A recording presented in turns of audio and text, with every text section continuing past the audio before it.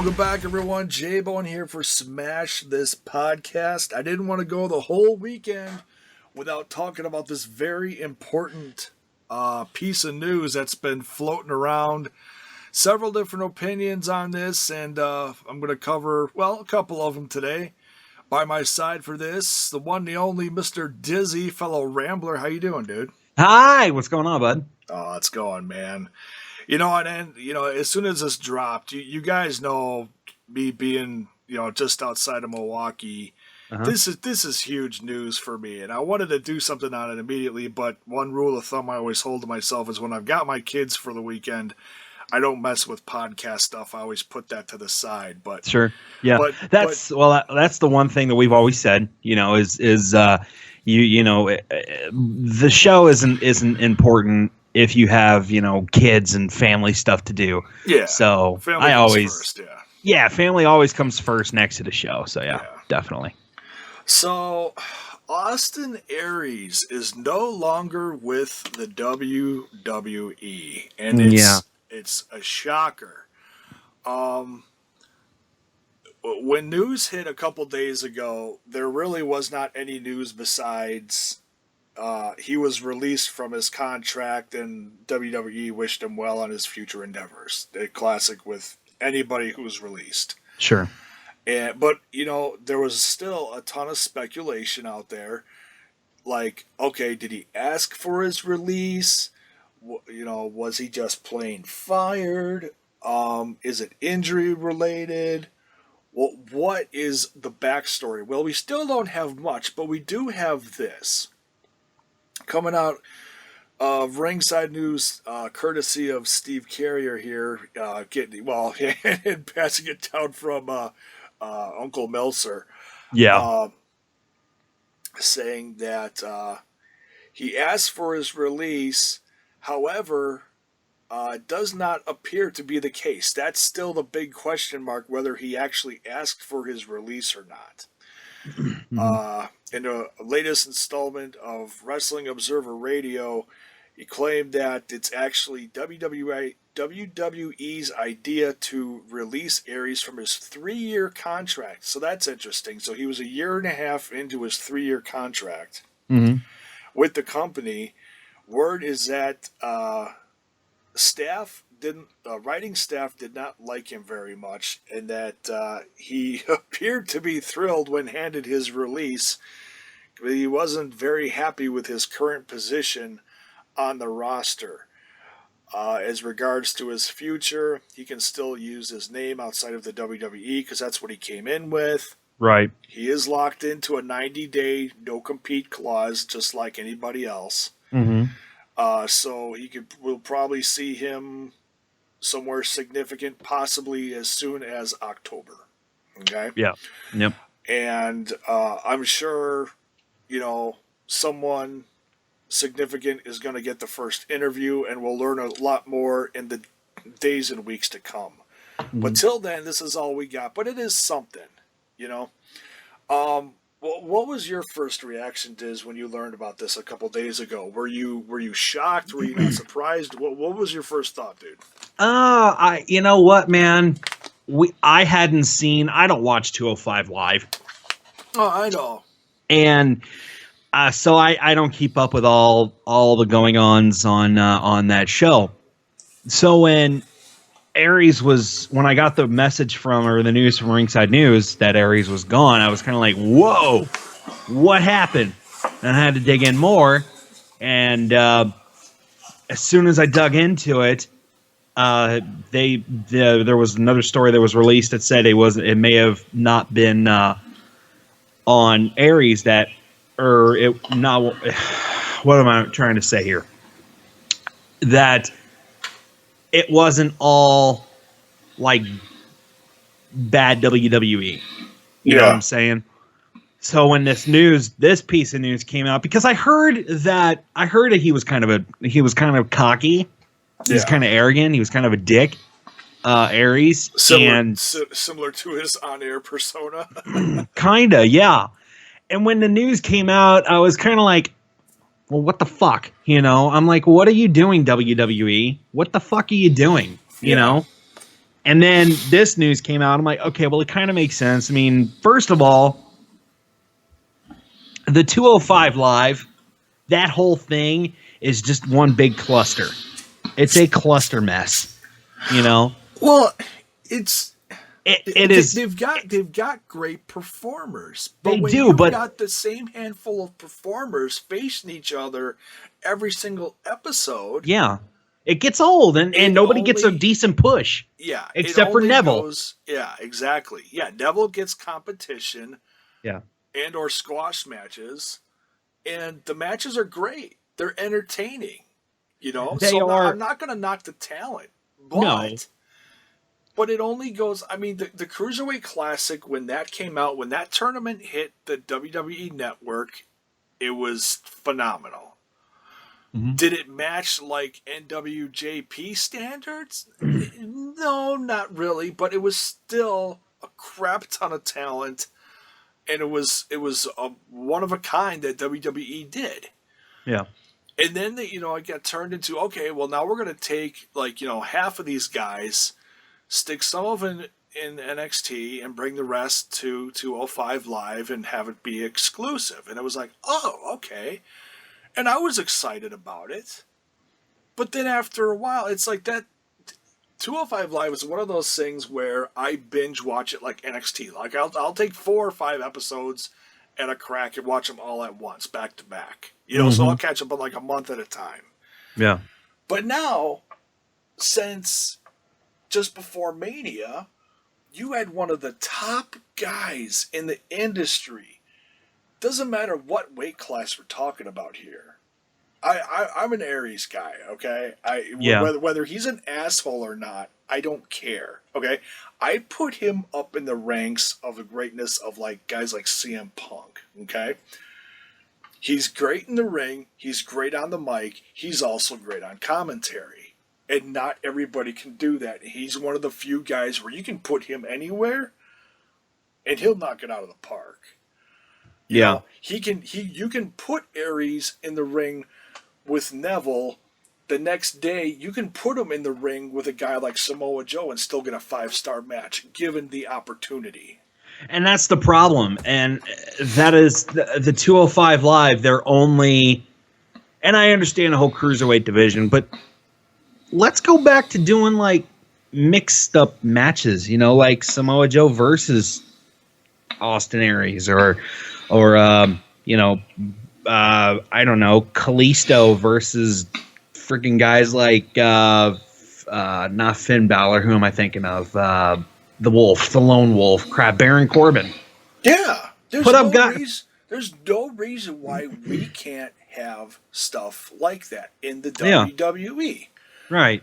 Or WCW did it all the fucking time. It's like, dude, why do we, honestly, I'm going to say this because we said it on last night's show on Ramblin'. Okay.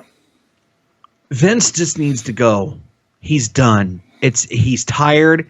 All of his ideas are tired. His writing staff is just, or not even his writing. Well, his writing staff sucks because they're under his supervision. Yeah. But you look at WWE product like tonight's pay-per-view, and you look at an NXT pay-per-view, or you look at a Raw and a SmackDown, and you look at NXT. You see the differences between the two shows. You see that NXT has more aggression, and you see that Raw and SmackDown have more bullshit. And that's because of Vince. Vince needs to go the hell away and let Stephanie and Triple H run the show, and Shane too. Let them all run the show. Let them do what they were doing to get the ratings. Yeah. And the 205 Live, it's dragging people down. It's dragging your superstars down. Okay, granted, Austin Aries was a prick. Okay, I can see that being a reason to get him out. But, you didn't do anything with him. He came to the company. Great, cool. Bobby Roode came to NXT. Who else came from TNA to NXT? Look at all the superstars that came from TNA to NXT. Strong. So many. Oh, Strong. Strong. He was in Ring of Honor. Excuse me. Eric Young. Yeah. You know, I mean, the list goes on and on and on. And then they get called up from NXT to the main roster, and that's where they go shit. That's where they do nothing, you know? For example, all right, Kurt Hawkins. Take him, for example. Oh, dear God. We had promo after promo after promo after video package after video package about Kurt Hawkins. 8 weeks? 8 weeks of this guy, and we didn't know who the hell he was. Well, look at him. Now look at him. He's a fucking jobber. He was part of the Edgeheads. You know, He was in the tag team with I almost said Tyler Breeze. Dear God, Mr. Woo Woo Woo. Oh God. You know, back in the day, and it's like, and now you brought him back in, and he's even joking about himself losing in the ring with every promo. Yeah, I mean, Elias Sampson. They got him out there strumming a freaking guitar, but he can't get over. He's not going to get over. Well, he's not going to be put over on a match, you know. Yeah, they need to do something with him quick, or stick him back in NXT because yeah. Well, and it was kind of like what they did with the Ascension too. You know, they had the Ascension come from NXT to WWE. Ascension tried. They tried to be, you know, the top tag team in WWE or on Raw, and now you don't see him anymore. Yeah. So that's the thing. That's what I'm trying to point out here is that they go from whatever indie promotion that they come from to NXT. They get a great run because Triple H knows how to run. He knows how to create runs. Yeah. You know, and then they go from NXT. Vince sees it. It's like, by God, that guy's ready for Raw. So they bring him to Raw, or they bring him to SmackDown. You know? Yeah, now what are you going to do with him? Well, what do you do with him? Because you have people like, you have guys like Roman Reigns. You have Seth Rollins. You have Brock Lesnar. Yeah. You have the top players in the WWE, and you don't know where to put these guys. You don't know where they go. What's sad is whether they liked him or not, that's besides the point. Whether his attitude sucked or not doesn't matter. Okay? Yeah. Because you got... Look how long they put up with CM Punk for. Yeah, exactly. So that point's irrelevant. Mm-hmm. You know? He told him where to shove it every night. He was champ for a freaking year and a half or whatever it was. Yeah. So, you know... The crazy days. It's crazy. The craziest part of this is he had a great 3-month run with Neville, which each match was great, but why put someone that good in that long of a run with the champ and not pull the trigger on him? I understand why they made Neville champ.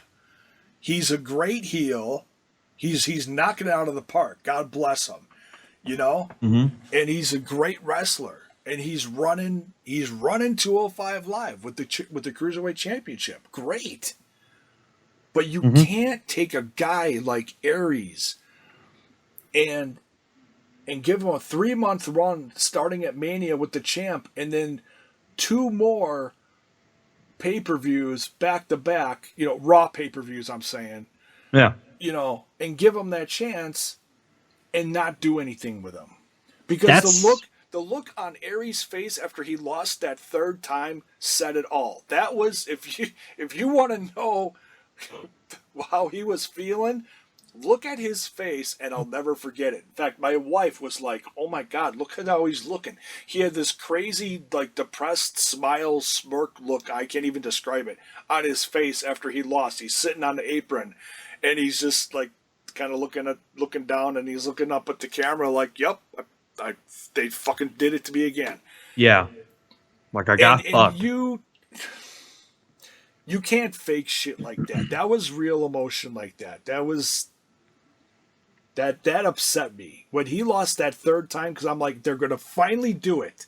He's had this incredible run against the Neville. He lost twice. Boom, they're going to pull the trigger. He's going to be Cruiserweight champ, and he's going to be champ all summer. He'll have some great matches. Who knows where he's going to go from there? And it never happened. Mm-hmm. But it's like, what do you do with a guy, whether he's healthy or banged up? If it's like, okay, well, if he's banged up, fine, pull him from TV for a while, give him the summer off, and then bring him back with a new attitude and put him back on the main roster. And let's have matches. Let's have Austin Aries versus a classic against Samoa Joe. Let's have Austin Aries against Seth Rollins. Let's have Austin Aries against, I don't give a shit, Braun Strowman. Yeah. The guy can do it. Give him a push. Something. He had the smallest push when he came in. He had a bigger push in NXT than he did in WWE. He had some great matches, and then he had the injury when Shinsuke Nakamura kicked him, and he had the orbital bone break, and he was out for, a few months or whatever it was, and they put the titanium plate in his face. Mm-hmm. So that was a huge hiccup, right? In his WWE career. But it's an accident. Shit happens. Everyone goes shit does happen, yeah. Unfortunately, and but I don't blame Shinsuke. It's just that's freaking strong style. Okay. Yep. It happens. Man, it's just a damn shame that they couldn't do more with Austin Aries while they had him, because you had one of the top industry talents. Like I said, I'll put him up there with Punk. The guy can knock it out of the park, give you a 5-star match with a bonehead. And it pisses me off, and I'm usually pretty, you know me, dude. I'm usually pretty easygoing when it goes to WWE stuff. Like I like with most of the stuff. Some stuff I'm like, eh. But if I'm like, eh, I don't bitch about it. I just let it go. I talk about the shit I like. This pissed me off, dude. Yeah. And then on top of that, I'm going to add this to it, and then we'll wrap this up, because I didn't want to go on forever with this. Right. It just came out today that Lio Rush is going to be wrapping up his stint in the Indies within the next couple months, between now and August, whatever. He lost his CZW championship last night to Shane Strickland, so congrats to Shane Strickland, a.k.a. Killshot from Lucha Underground. It was actually August 5th in a match. It says here on Ringside News, former ROH wrestler Lio Rush announced that at Saturday's CZW event that he would be making his final appearance for the promotion on August 5th in a match against Joey Janela. So that's on August 5th. Oh, man, that's going to be good shit. Yeah. So PW Insider reports that the word going around backstage at CZW is that Rush was in Orlando earlier this week at the Performance Center and was offered an NXT deal. Yeah, and he's a hot commodity. He is. The kid is one of those, like, if you blink, you miss him, because he's only been around for 2 years in the industry, which is unbelievable. You see some of these guys, and they've been, 5, 10, 15 years. Oh, yeah. Now he's finally being noticed. No, this kid is like he's young 20s, whatever he is, like 21, 22 years old. Mm-hmm. Wrestling for 2 years, and NXT is picking him up. Now, as excited as I am for that, I'm already shaking my head. I know. Because it's like, well, what are you going to do with him? What are you going to do? Exactly. You're going to give him some great matches against who knows who. Chris Hero, Bobby Roode, Roderick Strong, Eric Young, a handful of top in-ring talent in NXT. He's going to have 5-star matches. He's going to wow the crowd. People are going to go, holy shit, this kid is incredible. Would you put him on the main roster already? Right. What are they going to do with him? They're going to just nothing. They're going to put him on 205 Live. They're going to, exactly. Within a nothing. year. And he'll be stuck there. Yeah, nothing. He won't do anything. He'll wrestle against the same 2 guys for 5 months. And that's the problem. We have too many people. We have too many promotions ran by 2 different people. All right, we got 2 promotions basically run by 2 different people in the same company. We have Triple H and NXT. He runs that. does an awesome job. Great job. Thank you. Yeah. Thank you, Hunter. Yeah, Trips does great. I'm not going to knock him. And then we have Vince McMahon running both shows, SmackDown and Raw. And with 30 million writers. With 30 million fucking writers, yeah. And you see how those shows turn out every week. Some of the time we get pissed off. Hell, that's why we don't talk about all the Raw stuff that happened, all the stuff that happened on Raw and Ramblin' anymore, or on the sidebar anymore. Yeah. Because it's stupid. It's really just, it got old, it got boring. It would probably be a lot more fun to talk about NXT than it would be Raw or SmackDown, because NXT is actually a really good brand. Dude, and they're pushing their guys right over there. Yeah. With the talent that SmackDown has and with the talent that Raw has, we should be talking about their shit 24/7. Yeah.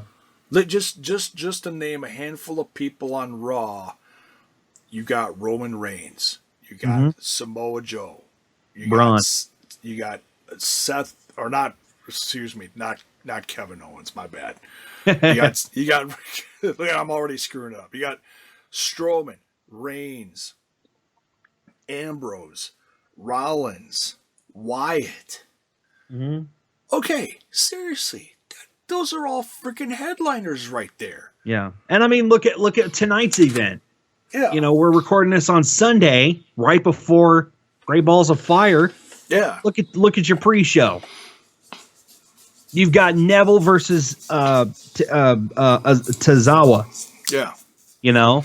Which is going to be, if they give it the proper amount of time, could be the match of the night. Going to be a good match. It sucks it's on a pre-show though. It should be in the middle of the card, firing people up like partway through. Yeah. You know? Yeah. I know. Give Enzo and Big Cass the opening pre-show. slot.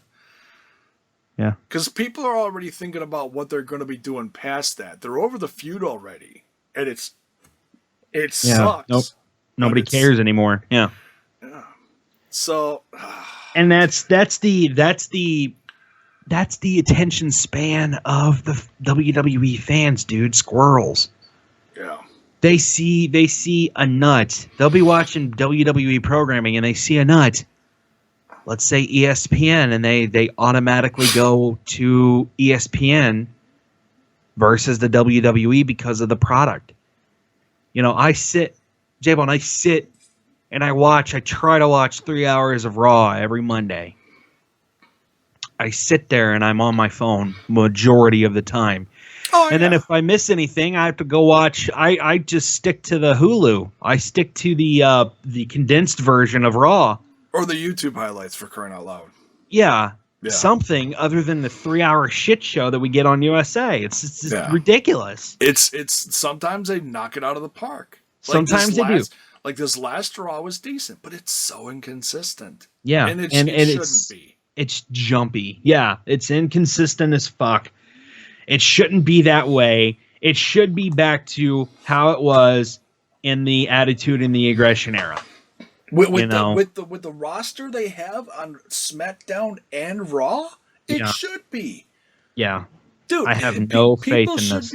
People should be salivating. I should be salivating every week. Like, oh my god, what the hell is Dean Ambrose going to do on SmackDown this week? Yeah, take me back to my childhood. Take me back to when I watched Nitro and when I watched Raw try to watch them at the same damn time. Yeah. You know, and then I switched from WCW to Raw or WWF. Yeah. Keep me there. Keep all of us there. Don't do this shit anymore. Promote your guys the right way. Stop with all the fucking the 205 lives and the Mae Young Classics. That's gonna drive me insane. The Mae Young Classics is gonna drive me nuts. I'm just gonna put that out there. That's just gonna drive me insane. It's gonna bring some really good competition for the ladies division or the women's division. That's awesome. But why do they have to do this Mae Young Classics and the two of the Cruiserweight Classics and why do they have to do that? Are they gonna make another fucking show for the women? I see that's where this is going. they're going to have a Mae Young division or the Mae Young Classic, It's and then they're going to make another 205 Live. It's exclusivity for the network. The network, yeah, but they're going to make another fucking show for like 205 Live. You know? Oh, you talking about like just after the women. Classic, after the Mae Young Classic is over, after the Cruiserweight division, or after the Cruiserweight Classics was over, then they created 205 Live. After the Mae Young Classic is over, they're going to create a show for the women on WWE Network. Do you think so? Oh, yes. Watch. It's so damn predictable, Jason. It's so freaking predictable anymore, and it's pissing me off. It wouldn't surprise me, but what they should do is take a handful of the really solid ones that come out of this and split them up on the main roster. Put them on Raw and SmackDown, yeah. Yeah. And we could talk about that another but day still, as far as the women, because there is some solid stuff coming. But still, they wouldn't get a good push. Would they get a better? Do you think they would get a better push than what the guys are coming from NXT? Honestly, I don't think so. Honestly, if you look at what's coming and how good it is, dude, they're gonna wipe the mat with people like Naomi. She is athletic and she's talented, but you put her in the ring with someone like Viper, who's coming from the UK. Oh my god! Yeah, they wouldn't do that. They're not gonna do that. They're not gonna put Viper against Naomi. Come on, Naomi can't wrestle like that. Yeah, so give her a booty pop and call it a day. Dude, I can't even begin to tell you how much I fucking hate Naomi. I hate her so much. I mean, I give her credit for having a run that she has. Whatever. She had a run. Cool, great, good deal, good times. Yeah. I hate the glow. I hate what you did to the women's title. Made it glow. I hate your gimmick. You have no gimmick. It's stupid. You're just Naomi. You're just out there and I'm glowing. I'm Naomi. But who wants what? But now her belt is glowing, dude. You're supposed to be excited about that. Please, get that give you something to glow. Right. Go watch Glow on Netflix, dude. No shit, that's better than what you can get on fucking WWE. Right. Might be even better acting. All right, so probably we're gonna wrap this up. That's my thoughts on the cruiserweight division and what happened with Austin Aries. Thank you for joining me, Diz. Like I said, I didn't want to go throughout the whole weekend without doing something on this because he's a Milwaukee guy, and I gotta support the locals. I mean, hell, if they did this to Randy, I'd be all over it. Right. J-Bone, thanks for having me, though. It was fun doing this, just to kind of have a one-on-one before Great Balls of Fire, watching the pre-show and talking to my Rambler. So thanks, man. I appreciate you doing this with me. No problem. I could have ranted on my own, but it's thanks for the invite. Yeah, but it's better to get at least someone else's point of view in on this. Sure. So yeah, folks, enjoy Great Balls of Fire tonight. I'm gonna tune in uno momento. I'm sure this guy is as well. So I am already tuned in. There you go. Yeah, can't wait to see what they do with the cruiserweights. All right, so for this guy, I'm Jay Bone. This has been Smash This Podcast. Good night, folks. Enjoy. Later.